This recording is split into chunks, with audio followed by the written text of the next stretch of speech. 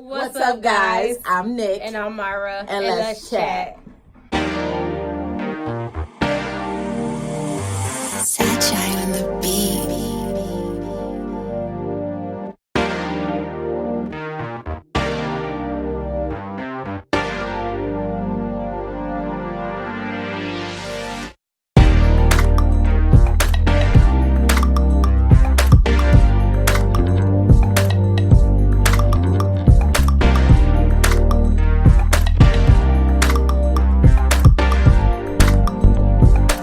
Okay, so welcome back to episode 10 of Chit Chat with Nick and Mara. On this episode, we are going to be talking about the Netflix, is it a film? Would you call it a film? There is a docuseries. A docuseries, When They See Us. And I've been wanting to talk about this since I've seen it because I got a lot of emotions and thoughts and stuff going on. Mm-hmm. But you seen it first and you told me to watch it, so you go ahead and you start. So it was about, I'm going to say how they say it, the Exonerated Five, not the Central Park Five, but about these 5 young black kids got minorities, basically, because one of them was Hispanic. Black and Hispanic. Yeah. Kids got whooped by the cops to confess to a murder and a rape, and it wasn't even a murder, it was a rape and an attempted murder of a lady, the precious white lady in the park. Why would you say it like that? Because that's how the cops painted it. As a precious, I don't remember that part. I think I was more focused on... We have to protect this white woman. That's what... Okay. I think I was more focused on the premise of the See, but all that, you have to pay attention to that because that tell you the mindset of these prosecutors. No, I mean, I did pay attention to that too, but, you know. Anyways, continue. Anyways, so I actually heard about this years ago. There was on Netflix a documentary. It was just one single documentary about this story.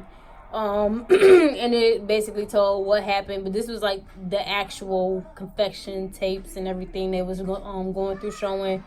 They talked to the guys and they showed like where they was and how they how they progressed after life after jail and all that stuff. Can I ask you a question before you continue? What? So you said the documentary had the actual confession tapes. Did the film that Ava I'm gonna say her last name, DuVernay, did their confession tapes kind of like... Yes, I mean you can go online and see, like, I'm pretty sure YouTube has it or whatever the case may be, but especially like that Corey Wise tape, like it was that boy. First of all, yes, I don't know who he is, I but think his name is Jarrell. He did a really good job with that role. He did a really good job with that role, but and I like the fact that they used him throughout the entire thing. So the other ones, they were obviously too young to use them as the older ones, so they had to get older actors. But I like the fact that for that actor, they used him from the age of 16 up until, adulthood. Yeah, adulthood. I enjoyed that. So your thoughts about the docu-series? My thoughts. Okay, so when it started and it got to the 4 boys being, I guess, pretty much like abused by the police and everything in the interrogation rooms. At that moment, I was like, I don't think I can continue this. I did not want to go on because knowing what we dealt with, with our own personal situation. And then when that happened, I had read a book called The Innocent Man by John Grisham, based on a true story. And that upset me. And then we had watched Netflix's film, Making a Murderer. And that made me mad. And so then watching this and just like knowing that this is the system. This is the system. Like it happens. Like this is how it happens. And I was just like, I don't think. And then knowing that it wasn't grown men that this was happening to, like this was happening to 14, 15-year-old boy. Like they were big. For That's them what to I kept say, saying, like babies, for them to say Kevin, which was the littlest one, he knocked that grown woman down. Like, I mean, asking did he put his penis inside of her and did you touch her boobies, and this is like Birth of a Nation. Like that's how they depicted this whole, like, I'm just thinking light bulb. the way they depicted it was just like Birth of a Nation. Yeah. Like the black man is so beastly. Like these is little boys, but it didn't matter because they was black and Latino. And then on top of that, to do this without a parent, legal guardian, or an attorney there, like that is isn't that illegal? Yeah, that's what I was saying. They should have dropped the confessions anyway. The confession should have been dropped. I was gonna say about the confessions, the thing that like broke my heart was when Antron's dad like told him to go along with it. Yeah, because he was scared. Right, and that too is like a issue because the guy's threatening his job and stuff like that. So it's like a scare tactic all the way around. Antron's dad had been in the system once before, so it wasn't something he wanted to go back to. He didn't want to lose his job. So what do you do in that situation? Like, I mean, I guess you're not a parent, but if you could put yourself in that situation, do you think you would have did the same thing? No, I would have rather lost my job. I would have rather had lost my job and figured something out because you're not about to. But then you also got to think of the mindset as well. So we're saying nowadays we know how people who get in that position work. We've been through it, the manipulation. We've watched enough things to see the manipulation of it.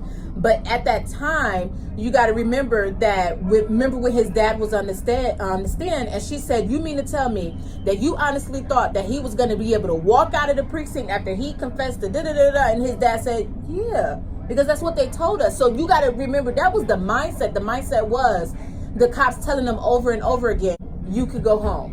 You can go home. You can go home." Like, what was it? It was Kevin, right? The one with his sister pretty much like basically raised him pretty much.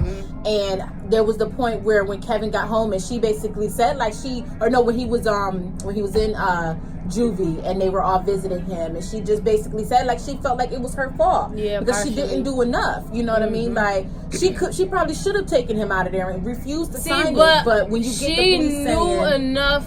She knew that wasn't gonna send her. She knew that wasn't gonna send her brother home.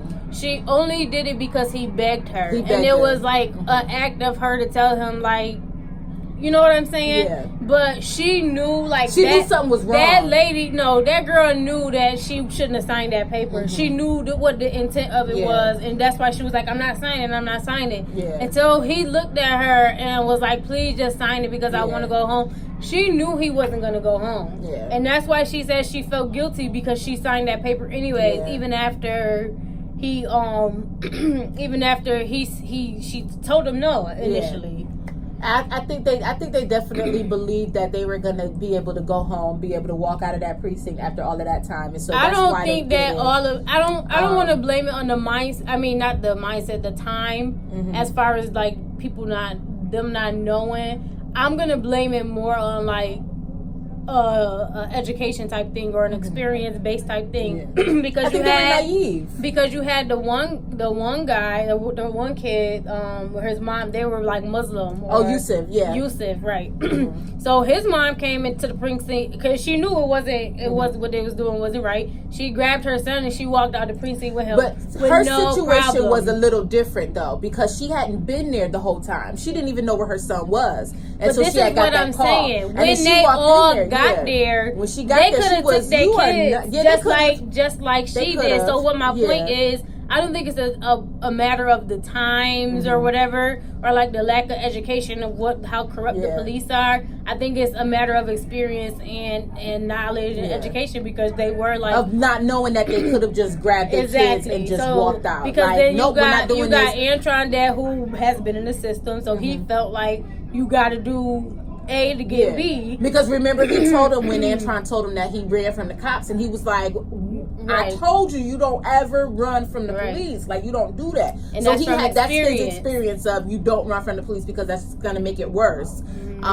Which is something that, we know now, and even with all of the stuff happening with, young black men and women being killed by police, and a lot of times, you hear people online and they say, well, they shouldn't have ran, or they shouldn't have did this, like, that's the mindset of what people are teaching their kids. But not only that, don't run. So that's what he was teaching his son. You don't run from the police, whether you were right or wrong. You don't run especially if you weren't in the wrong, because then that's just gonna make you look guilty. See, but at the same time, you gotta look at the situation like this for a young black kid. Like, I just watched the news and seen this boy got shot 16 times in the middle of the street. Yeah. I don't got nothing. They gonna think I got something. Am I not supposed to run? Yeah.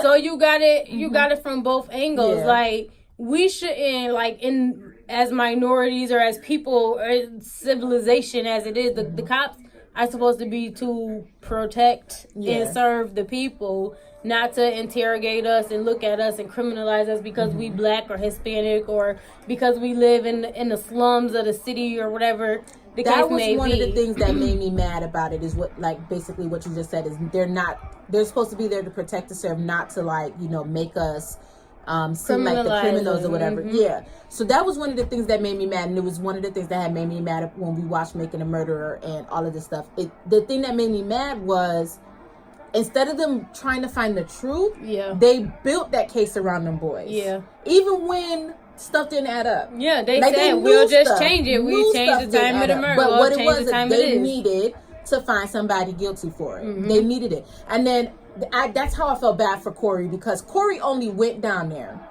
to be there for his friend. But no, and they used they used him mentally thinking he was going there. But I feel like that cop knew, like, it was his decision to tell him, oh, come on, was corrupt, because initially he told the other cop, was like, he not on the list, just leave him alone. Oh, I know you want to come down and help your friend out, but I don't think that was I don't think the initial plan was, we about to put him in this, because if you seen when those boys had been sitting in there, I think one of the Raymond's dad had said they were in there for like 18 hours or whatever. Those boys had been sitting in there for a very long time being questioned, and Corey was just, he fell asleep, like, and all this. But when their timelines didn't add up, and they needed a way to connect the dots of where it was and all of this, and then they remembered, we got that fifth boy sitting out there, so we could use that fifth boy, because that fifth boy is going to tie it all together. I'm wondering what made them choose these 5 or 4 boys. I'm not gonna say Corey, because he just was wrong place, wrong time, honestly. But what made them choose them 4 boys? Because initially, when they first showed the cops, it was a whole classroom full of boys. Yeah. So I'm wondering what pointed them to those 4 boys. That is interesting. That is, because you know what, I wondered that as well, because I feel like they had a name of boys that they wanted. So how did they get the names? I know how they got Antron's name, because the boy gave it in the classroom. Yeah. So I'm just curious to see as to why they pointed these 4 kids.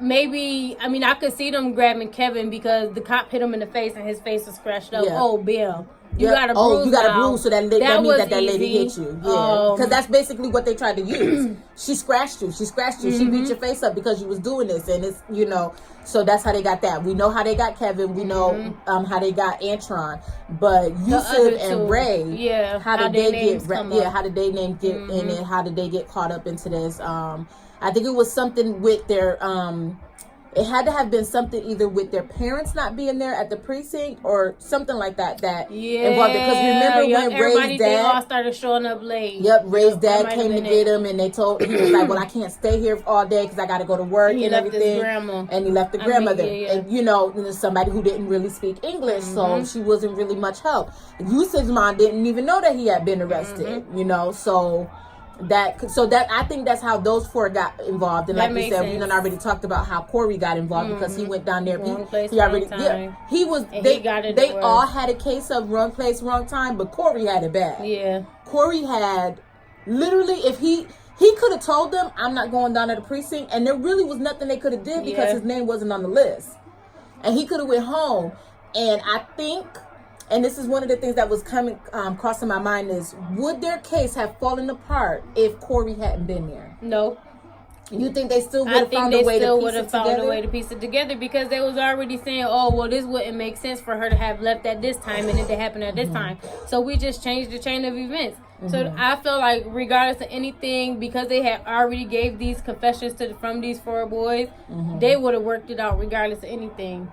Well, see, yeah, because that was a question that came to my mind, because when they were sitting down doing the final thing, after they pretty much arrested all of the boys and Yusuf walked out with his mom, and they were sitting there and they were trying to figure it out, because they said before they grabbed Corey, they was just like, something is still not right.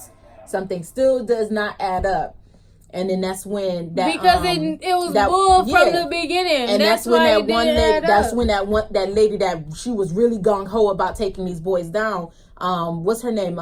Fair something. I don't know. The blind lady. That woman who writes crime novels and stuff.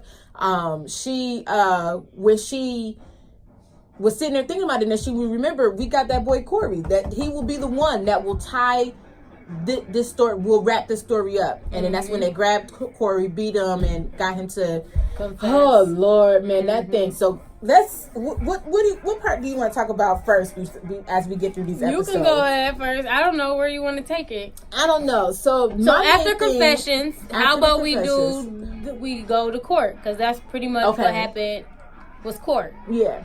So let's talk about how Antron got bailed out and Yusuf got bailed out. So they were actually able to be part of the conferences that their lawyers and their parents had. Yeah. And they actually had to say so in taking a plea, which I commend them for doing that. Yeah. When Yusuf said we're not gonna do it because we're not guilty. Yeah. First of all, let me just say, like, it's crazy that this is how these kids built a friendship off of being accused of something so terrible. None of them. The only two people that knew each other was Corey and Yusuf. Those are the only two that knew each other. Other than that, them boys did not. They were complete strangers. And somehow, because they always like, who is that? Who is Ray? Who is Kevin? Exactly. Like, somehow, all of these people believed that they knew each other. And it wasn't until the four of them was sitting in that holding cell, the juvie holding cell, and then they was just like, "Oh, you Kevin? Oh, yeah, you must be Kevin because I see the bruise on your face and everything." And who are They did not know each other and built this friendship based on the fact that they got accused of this. But back to the whole conference thing. Yeah. I wanted to talk about the lawyer, the Hispanic guy that was the lawyer. I didn't like him. Jackson. I don't know who that is. Hamilton. If you know Hamilton. Still don't know who that is. But I didn't like him because he didn't get into the case until he felt like they had an opportunity to win. He didn't go in it with that mindset. This again goes back to the people who should care about the careers that they get in, should care about people. When you do stuff like this, because when they were sitting down, he's like, "Oh yeah, they got this judge, so they don't plan to lose." All the other lawyers was like, "But all these loopholes, everybody else stuck together." And he really just sat there and gave a half BS case until about halfway through. I would have to look into it, but I wonder what his credentials are, because remember they say he used to be a detective. Whether or not he had actually gone to law school, or whether he decided, use the bit of schooling that he had to become a police, because you don't really have to. I don't think you have to have that many credits in school to join the police force. I don't think you have to have any, because you can join when you're 18 technically. So I wonder what his credentials are, because he didn't seem very knowledgeable, I think is what I want to say. I don't think that was it at all, because I believe that he might have been one of the lawyers that the DA had brought up, because remember she was saying, I don't think it's that, because remember when the guy was telling her who each boy had as their lawyer, and he was like, basically this is a slam dunk, like we got this person and this person, right? And she was going through each person. But she was saying, you don't know, you never know, because she was saying the Antron's lawyer, and then I want to say it was the Hispanic guy, but I'm not 100% sure. But she was saying this could be like a stepping stone for some of them to in their careers or whatever the case may be. Because they would basically. But wait, what did this have to do with him not being interested in? Like, I don't think he really was there to defend him. You think it was like he was lack of experience? I think it was lack of experience. I don't think it was that he. I think he didn't care. I think he thought he had a slam dunk case. No. Just like that other lawyer thought they had a slam dunk case, and I think he because he opposed. He wanted them to like plea out initially.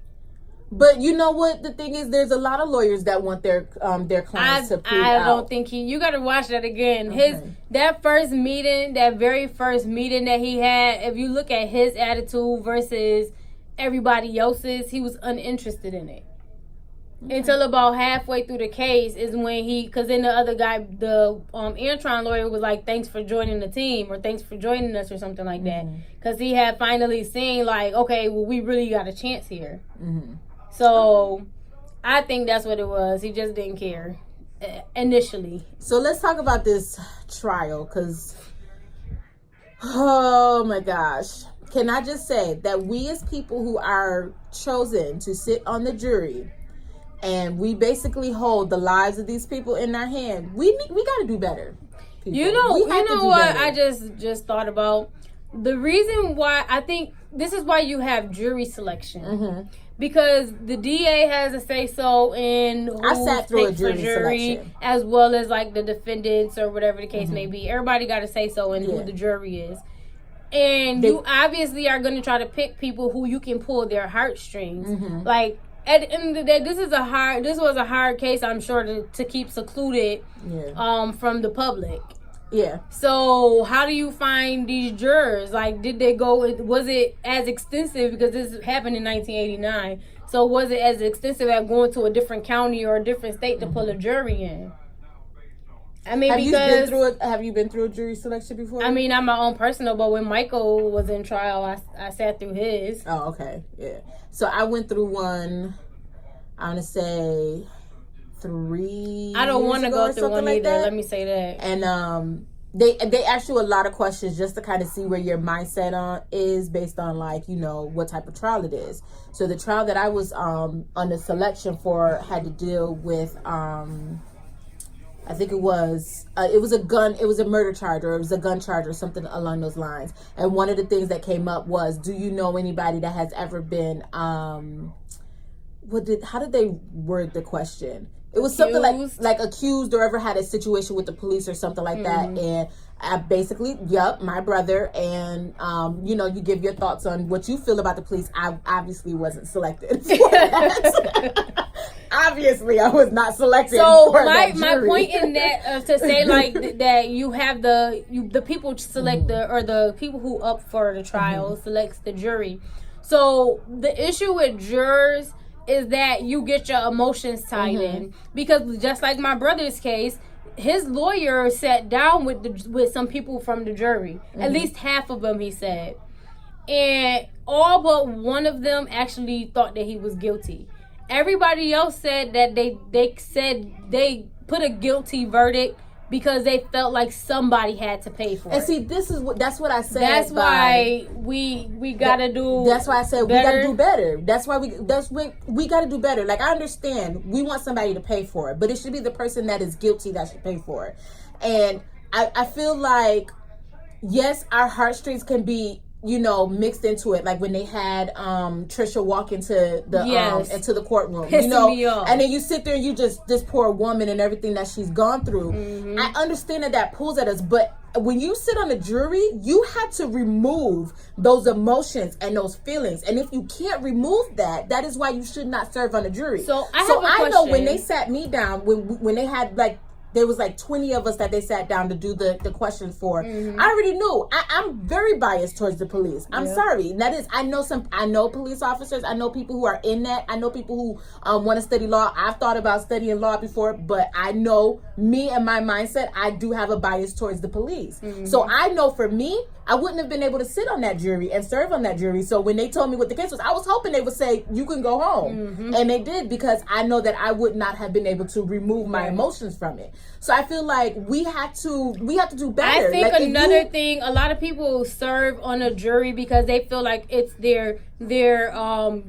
duty as a citizen to give back, or whatever the case may be. But this is why we also have judges. Like, why don't you have these people who have gone to school or that are trained, have been in this business, to seclude themselves from the situation, to take their personal out? But then again, that's a lot of the issue too. A lot of these judges and these DAs, just like this police officer lady, they got personal vendettas because they own thoughts and views on people. Because like I said, with this blonde lady, her biggest thing was, how dare we let this white lady go on this case, go on solve this poor white lady. Somebody's gotta pay, but why can't we just make the right person pay for it? Like, why it just gotta be somebody? Yeah, it took more effort for you to sit here and build a case against 5 different people. 5 different people. It took more work and more money and more tax dollars that y'all all want to complain about. Like, this all went to building this case on 5 people when all you had to do was run this DNA and stuff. Yeah. See, my thing is, I think the whole point of the jury is that you're judged pretty much by what they call it is by your peers. Even though we know that a lot of times it's not your peers, you know what I mean? Especially when it was going on back in the day when you would probably have a minority who was on trial and the entire jury was filled with white men, you know what I mean? So it's not always your peers, but it's supposed to be people who are not in the business, you know what I mean? But this is why I say, let me interject right there. So, do we think that the jury is what it was initially intended to be back all the way back when you had all these white men judging whoever it was on the stand? Because what do you mean by that? Specify. So, do you think that the jury was intended? Because I think a lot of the laws and the way that the world is, or that America, let me not say the world, a lot of the laws and rules that are set in America are done from, it stems from a white man, ultimately. Like I said, even higher than the white woman is the white man. So, that's why when we created this jury, it initially was these 12 white or 6 or however many it started out to be, this group of white men that would ultimately judge whether or not somebody is guilty or not. I mean, because if you are all white men and you grew up in the same type of environment, you ultimately have the same type of views. So if all your life you grew up knowing black people to be savages or whatever the case may be, now you're sitting in a case, animals as they were referred right to, so now constantly. Here is freaking Emmett Till whistle at a white lady, automatically I think he guilty. Like here we are, any black person, any woman or whatever, oh she stole from me. Now this guy, oh this trash white lady or whatever the case is, they all got that same opinion because she's not as wealthy as they are, whatever the case may be. So, like, I'm wondering if the jury, if you think the intent of the jury was, what was the intent of the jury? Not to have somebody of your peers, because it didn't initially start like that.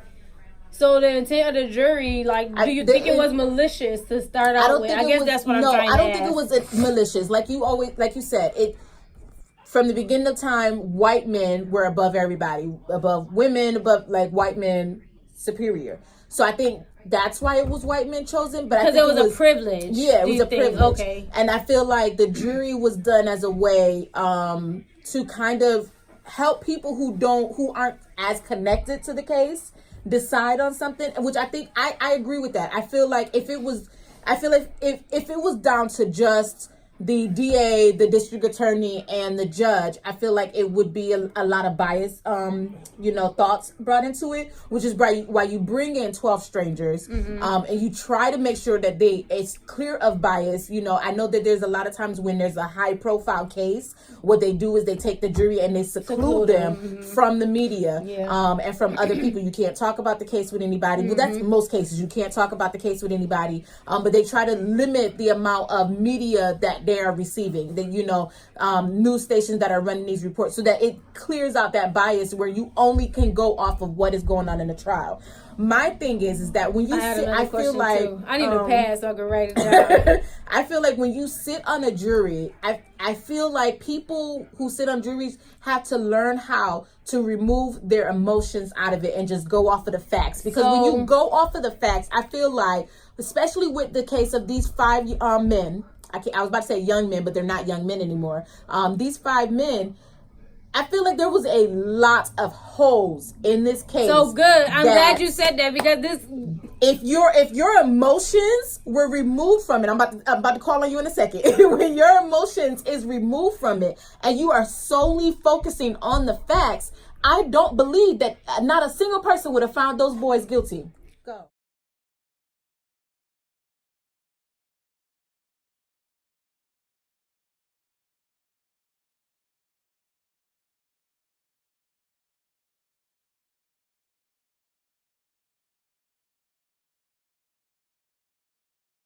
and whatever.